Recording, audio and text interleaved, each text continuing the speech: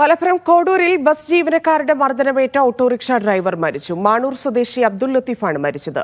ആശുപത്രിയിൽ വെച്ചാണ് മരണം. തിരൂർ മഞ്ചേരി റൂട്ടിലോടുന്ന PTB ബസ് ജീവനക്കാർ മർദ്ദിച്ചെന്നാണ് ആരോപണം. ലത്തീഫിനെ മർദ്ദിച്ച ബസ് ജീവനക്കാരെ കസ്റ്റഡിയിലെടുത്തു. മുഹമ്മദ് ഷംസീർ ചേരുന്നുണ്ട്. ഷംസീർ, ഇതെപ്പോഴായിരുന്നു, എന്തായിരുന്നു സംഭവം? പോലീസിന്റെ അന്വേഷണവുമോ മറ്റു നടപടികളുമായി ബന്ധപ്പെട്ട വിവരങ്ങളും? ധന്യ, രാവിലെ 9:30-ക്കും 10 മണിക്കും ഇടയിലാണ് ഈ സംഭവം ഉണ്ടാകുന്നത്. കോഡൂരിൽ വെച്ചാണ് ബസ് ജീവനക്കാരുടെ മർദ്ദനം. അത് അബ്ദുൽ ലത്തീഫ് എന്ന മാണൂർ സ്വദേശിക്ക് ഏൽക്കുന്നത്. അങ്ങനെ ഇദ്ദേഹം തന്നെയാണ് ആശുപത്രിയിലേക്ക് ഓട്ടോറിക്ഷ ഓടിച്ചു പോയത്. എന്നാൽ ആശുപത്രിയിൽ എത്തുന്ന സമയത്ത് മരണം സംഭവിക്കുകയായിരുന്നു. ക്രൂരമായ മർദ്ദനം ഏറ്റുവെന്നാണ് നമുക്ക് ഈ പ്രദേശത്തുള്ള ആളുകളിൽ നിന്ന് മനസ്സിലാക്കാൻ സാധിക്കുന്നത്. ഇപ്പോൾ ഓട്ടോറിക്ഷ ഡ്രൈവർമാർ ഒതുക്കുങ്ങരയിൽ പ്രതിഷേധിക്കുന്നു കൂടിയുണ്ട്. നമുക്ക് അവരുടെ പ്രതികരണം കൂടി തരേണ്ടതുണ്ട്. ഇത് എന്താണെന്ന് സംഭവിച്ചത്? എന്താണെന്ന് സംഭവിച്ചു വെച്ചാൽ, വടക്കേമണയിൽ വെച്ച് 2 യാത്രക്കാരെ അവന് വണ്ടിയിൽ കയറ്റിയതാണ്. അത് ബസ് അവരെ ഓവർടേക്ക് ചെയ്തിട്ട് അവരെ തടഞ്ഞു നിർത്തി. ബസ്സിൽ നിന്ന് കണ്ടക്ടറും ക്ലീനറൊക്കെ ഇറങ്ങി മാരകമായ ആയുധങ്ങളും കൊണ്ട് ആക്രമിച്ച് അവന് ഹോസ്പിറ്റലിലേക്ക് അഡ്മിറ്റ് ആകാൻ പോകുന്ന സമയത്ത് കൊഞ്ഞു വീണ് മരിച്ചു. ആയുധം കൊണ്ട് തന്നെയുള്ള മർദ്ദനമാണോ? ആയുധം കൊണ്ട് മർദ്ദിച്ചിട്ടുണ്ടെന്നാണ് കണ്ടവർ പറഞ്ഞത്. ജാക്കി ലിവർ ഉപയോഗിച്ച് ഇവിടെ മണ്ടയുടെ ബാക്കിൽ അടിച്ചിട്ടുണ്ടെന്നാണ് പറഞ്ഞു കേട്ടത്, കണ്ടവർ പറഞ്ഞു. ഇപ്പോൾ നിങ്ങൾ പ്രതിഷേധത്തിലേക്ക് കൂടി നീങ്ങുകയാണോ? പ്രതിഷേധത്തിലേക്ക് നീങ്ങാനുള്ള ശ്രമത്തിലാണ്. നിങ്ങൾക്ക് ഒരേ സ്റ്റാൻഡിൽ ജോലി ചെയ്യുന്നവരാണോ? ഞാൻ താഴെ സ്റ്റാൻഡിൽ ജോലി ചെയ്യുന്നതാണ്. പക്ഷേ ഒതുക്കുങ്ങൽ പഞ്ചായത്തിൽപ്പെട്ട ഓട്ടോ ഡ്രൈവേഴ്സാണ്. ഇവിടെ ഇപ്പോൾ ഒതുക്കുങ്ങലിൽ ഓട്ടോറിക്ഷ ഡ്രൈവർമാർ സംഗമിച്ചിരിക്കുകയാണ്. ഒരു പ്രതിഷേധത്തിലേക്ക് തന്നെയാണ് ഇവർ നീങ്ങുന്നത്. ഇപ്പോൾ എന്താണ് നിങ്ങളുടെ ഒരു തീരുമാനം? വലിയ പ്രതിഷേധം? ഓട്ടോക്കാരന് അങ്ങനെ സംഭവിച്ച സ്ഥിതിക്ക് ബസ്സേരും ഇവിടെ ഓടണ്ട എന്നുള്ളതാണ്. ഒരു ഓട്ടോ പോലെ തന്നെ എല്ലാവരും ജീവിതത്തിന് വന്നത് തന്നെയല്ലേ. അപ്പോൾ ഞങ്ങളൊക്കെ ഒരുപാട് കാലമായിട്ട് ഇങ്ങനെയാണ്. പക്ഷേ ബസ്സേരും ഇതുപോലെ തന്നെ സംഭവിക്കുന്നത്. അവർ ഞങ്ങളെ ഓവർടേക്ക് ചെയ്തിട്ട് അവർ ലൈനിൽ ആളെടുക്കാൻ പാടില്ല എന്നുള്ളത് ശരിയാണ്. ബസ് സ്റ്റോപ്പിൽ നിന്നും ആളെടുക്കാൻ പാടില്ല.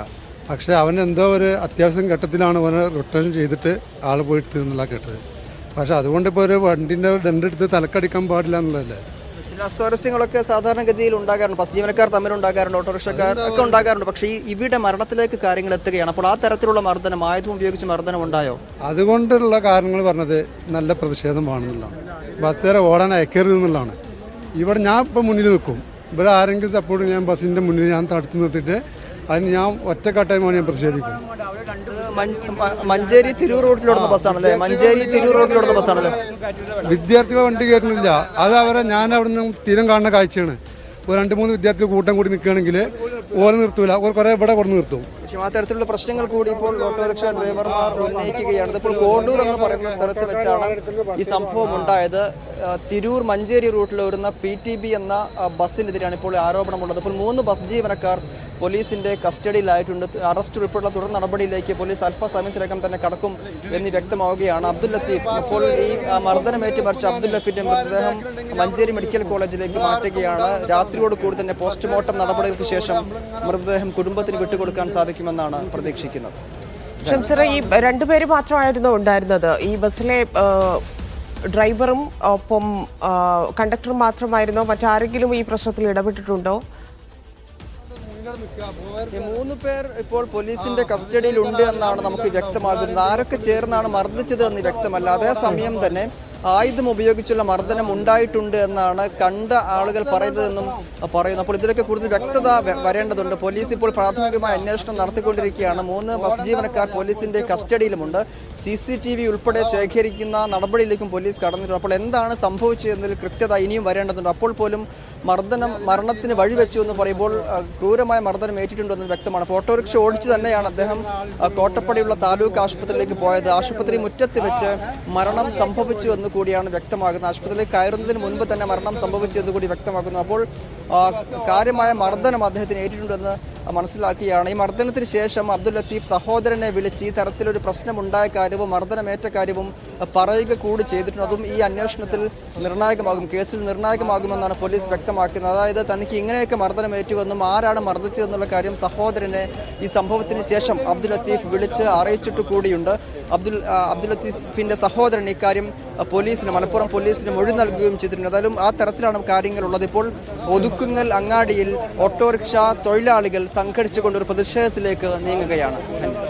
ഷംസർ, 10 ദിവസത്തിനുള്ളിൽ 2 പേർക്കാണ് ഈ ആൾക്കൂട്ട മർദ്ദനത്തിൽ ജീവൻ നഷ്ടപ്പെടുന്നത്. വലിയ പ്രതിഷേധം സ്വാഭാവികമായിട്ടും ഉയരും. എപ്പോഴാണ് ഇതിൽ പോസ്റ്റ്മോർട്ടം റിപ്പോർട്ട് വളരെ നിർണായകമാണ്. എന്താണ് മരണത്തിന് കാരണം എന്നുള്ളത് അറിയണം. ഈ ആയുധം ഉപയോഗിച്ചത് കാരണമായിട്ടുണ്ടോ എന്നത് എപ്പോഴായിരിക്കും പോസ്റ്റ്മോർട്ടം, മറ്റ് നടപടികൾ, സംസ്കാരം ഉൾപ്പെടെയുള്ള വിവരങ്ങൾ ലഭ്യമായിട്ടുണ്ടോ? അല്പസമയത്തിനകം തന്നെ പോസ്റ്റ്മോർട്ടം നടപടിയിലേക്ക് കടക്കും. ഈ കോട്ടപ്പടിയിലുള്ള താലൂക്ക് ആശുപത്രിയിലായിരുന്നു മൃതദേഹം ഉണ്ടായിരുന്നത്. അവിടേക്കാണ് ചികിത്സയ്ക്ക് വേണ്ടി അബ്ദുൽ ലത്തീഫ് ആദ്യം എത്തുകയും ചെയ്തത്. ഓട്ടോറിക്ഷ ഓടിച്ച് തന്നെയാണ് അങ്ങോട്ട് പോയത്. എന്നാൽ ആശുപത്രിയുടെ മുറ്റത്ത് വെച്ച് മരണം സംഭവിച്ചു എന്നാണ് നമുക്ക് അറിയാൻ കഴിയുന്നത്. അതിനുശേഷം അവിടെ നിന്ന് മഞ്ചേരി മെഡിക്കൽ കോളേജിലേക്ക് മൃതദേഹം മാറ്റുന്നുണ്ട്. രാത്രിയോട് കൂടി തന്നെ മൃതദേഹം കുടുംബത്തിന് വിട്ടു നൽകി ഇന്ന് തന്നെ സംസ്കാര നടപടികൾ പൂർത്തീകരിക്കാൻ കഴിയും എന്നാണ് ഇപ്പോൾ പ്രതീക്ഷിക്കുന്നത്. ധന്യ സൂചിപ്പിച്ച പോലെ തന്നെ ഒരു മരണത്തിലേക്ക് എത്തിയെന്ന് പറയുമ്പോൾ അതിന്റെ കാരണം കുറെ ശാസ്ത്രീയമായി തന്നെ വ്യക്തമാക്കേണ്ടതുണ്ട്. ഈ മർദ്ദന കാരണം ആയുധം ഉപയോഗിച്ച് മർദ്ദിച്ചിട്ടുണ്ടെങ്കിൽ അത് മരണത്തിലേക്ക് കാരണമായോ എന്നുള്ളതടക്കമുള്ള കാര്യങ്ങൾ പോസ്റ്റ്മോർട്ടം റിപ്പോർട്ടിലായിരിക്കും വ്യക്തമാവുക. അങ്ങനെയെങ്കിൽ അത് ഗുരുതരമായ കേസിന്റെ വകുപ്പുകൾ കൂടി, കടുത്ത വകുപ്പിലേക്ക് കടക്കുന്ന കാര്യങ്ങൾ കൂടി അതിൽ ഉണ്ടാകുമെന്നുള്ളതാണ്. നിലവിൽ PTB ബസ്സിലെ തിരൂർ മഞ്ചേരി റൂട്ടിലോടുന്ന PTB ബസ്സിലെ 3 ജീവനക്കാർ പോലീസിന്റെ കസ്റ്റഡിയിലുള്ളവരെ ചോദ്യം ചെയ്തു വരികയാണ്.